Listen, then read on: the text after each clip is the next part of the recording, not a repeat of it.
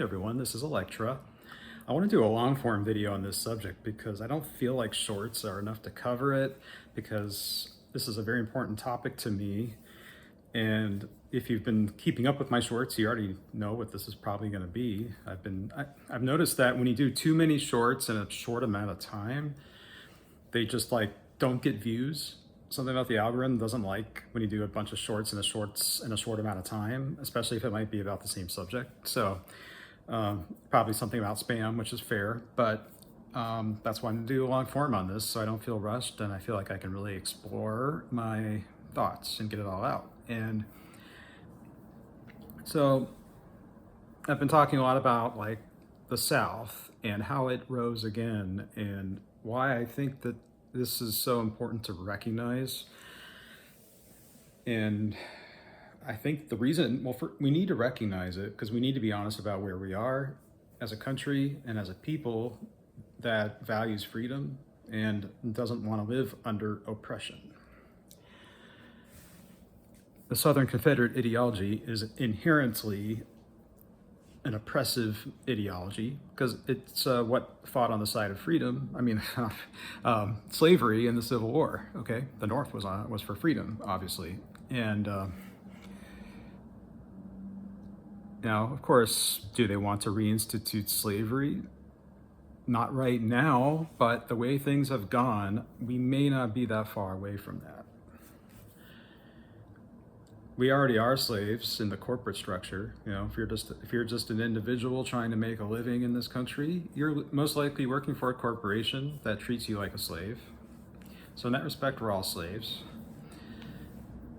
But the South, which was pretty much like a backwater in most respects until the 1950s or 60s, when it was recognized as like this new region of America that was mostly undeveloped. Ever since the Civil War, it was just kind of like this backwater that people didn't really go to unless they had to, you know, like culturally speaking. That's just my read of history of that time. It was still pretty much like if you were a northerner, you didn't really travel to the South. If you were a southerner, you didn't really go to the North unless you had to. And but capitalism, corporations especially, realized in the post-World War II age that in the 50s and 60s, there was this mass migration of corporations from the Northeast, Manhattan, the Northeast Corridor, the Great Lakes, Rust Belt states, Chicago, and probably some other places on the West Coast. They were getting upset with how many unions they had to deal with. They hated the high taxes, and they wanted to migrate to a world that was more supportive of their needs as corporations, which, funnily enough, isn't that much different than the needs of a Southern slaveholders back in the 1850s. And so these corporate migrations brought a lot of Northerners down to the Sun Belt, as they called it now. Yeah, people call it the South or the Deep South, but it also was called the Sun Belt because they wanted to like hype up this image of this like sunny, warm, nice weather place to live that didn't get snow, it didn't get that cold, and it was boosted by the people that wanted to develop it and make money and in turn create wealth for the Southern power structures that were basically just descendants of the previous pro-slavery, and that's everything that went along with that. The same culture is there. It's changed a little bit with the times, but there is that culture that has been emboldened by economic development and by population growth, by northern transplants, and also immigration. I wanted to mention that too. I didn't get that into the short. Immigration was a huge boom to Texas's population starting in like the 70s and 80s, I would say. And Florida, of course, from the 80s on. And these are that's the thing about all this immigration nonsense that we're hearing now in our politics, is that the states that are like most against immigration are the ones that benefited the most from it back in the 70s, 80s, 90s, 2000s. I mean, how do you think Texas got to be is it the third? Yeah. Or is it the second? I can't remember. I know it's definitely number 2 behind California, and I think they actually do have more people than New York now. Sorry, I didn't research that, but I'm pretty sure it's number 2 now behind California, and Florida might even be number 3. Or is it New York? They're about the same, I think. But long story short, point I'm getting at, like, is as recently as the 70s, the most powerful states were all pretty much in the Northeast, and even like in presidential elections, they had the most electoral votes. If you wanted to win, you had to get the northeastern states and California. I mean, up until the 60s, California wasn't even all that valuable in terms of electoral votes.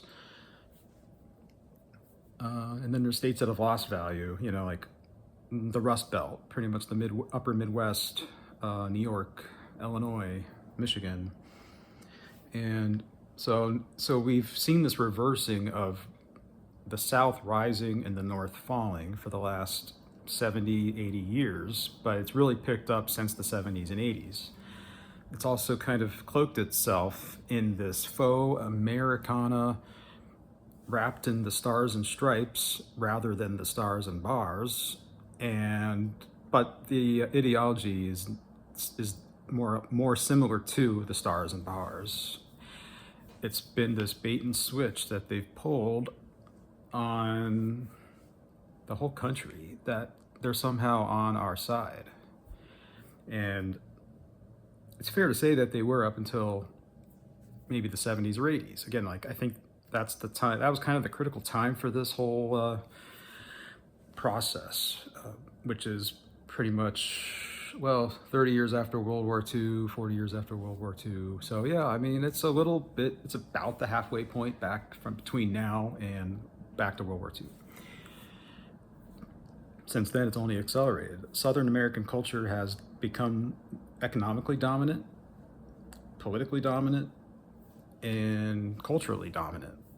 And it's been exported to the whole rest of the country. If you go to any rural part of the US in 2025, you're in the South.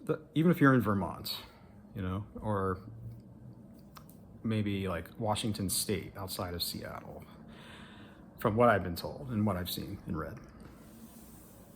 In other words, you're likely to see a Confederate flag pretty much in any rural area in the country, whether it's the North or South. And this represents the growth of an ideology that is the bulk of what we're dealing with. And the reason I want to define this like so discreetly and concretely is whatever the Democrats do eventually, or whatever organization or party replaces them, which is what I hope happens, because I don't think there's any saving the Democratic Party at this point. It's too far gone. It's time for something new, and we need a party that doesn't have the stain of defending slavery in its history. Even though I know the party is very different now. It's basically the Northern Party now and the City Party. But they're inherently conservative. And that's become clear over the last 5-10 years. We tried to make it progressive and revolutionary and liberal back around 2008 to 2013. And Obama was our hope on that, and it didn't happen. And we should have reacted sooner. I think, you know, we're behind where we should be. It's been the Confederate side knows this. They've been honest with themselves all along, and they know that this is a cold civil war. I keep saying that is what we are in. It's not going to be declared on TV. No one's going to come up and say, "Okay, you guys in the North, the South, all your bases belong to us now." You know.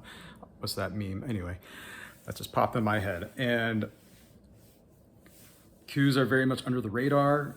We've been couped.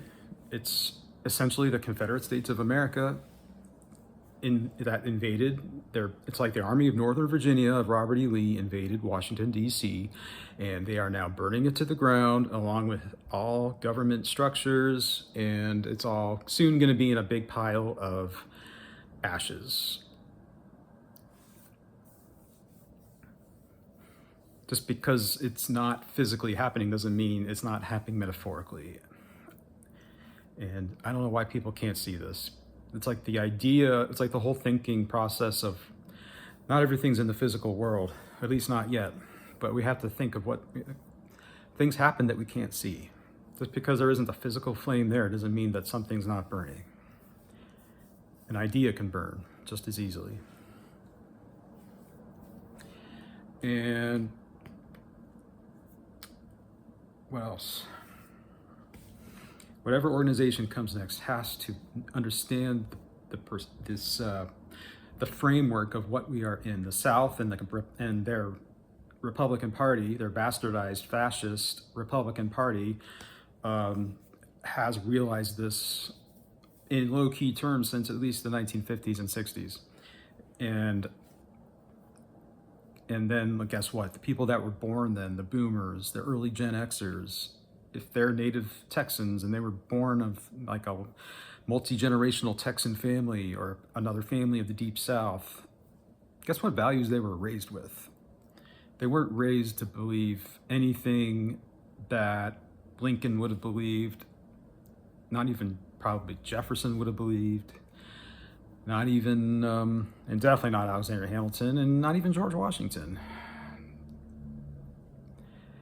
So yeah, in short, we're two countries in one. We always have been. And now we're living with the consequences of not recognizing this sooner and fixing it when it would have been a lot easier and a lot less bloody. I don't know how this is going to happen, but it's going to have to get to some sort of climax soon, or else I don't know. I don't even want to think about what might happen.